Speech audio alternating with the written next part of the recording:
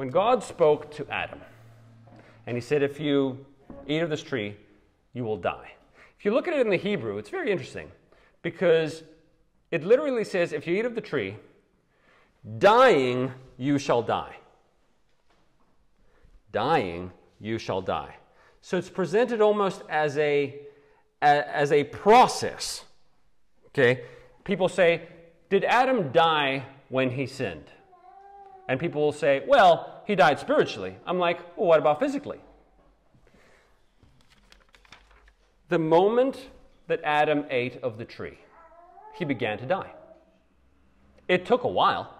It's like if I gave someone poison. Well, not me. Hopefully I'm not going to give it. But if someone had poison, it's going to take a little while to kill you, but it's going to do its work. It's going to start working in you. The death is going to start working in you until it's finally killed you. It's a process, but the moment he takes the poison, in essence, he's killed himself. Okay?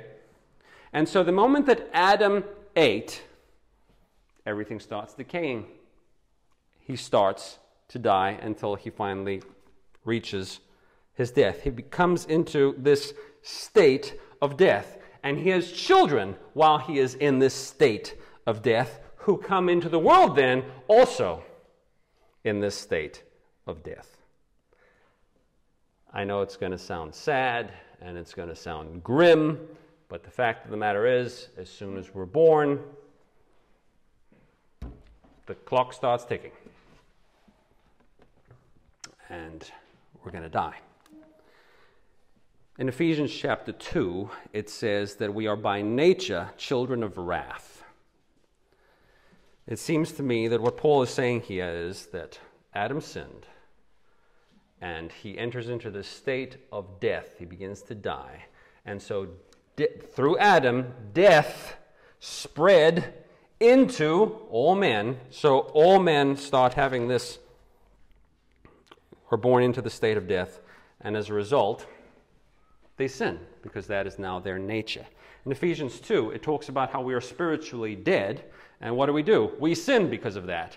But then, praise God, who regenerates us, gives us life, and as a result, then we do good works. You see, you're spiritually dead, and you sin, and then God gives you life, and you do good works.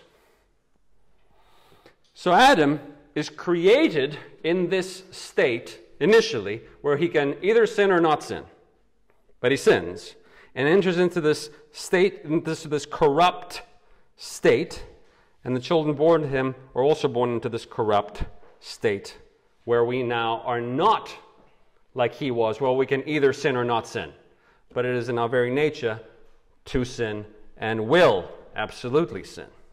Theologians often say that we're not sinners because we sin, but we sin because we're sinners. Let me say that again. Theologians often say, we're not sinners because we sin, but we sin because we're sinners. Meaning that is our very nature. That's how we come into this world, sinful, and therefore we sin.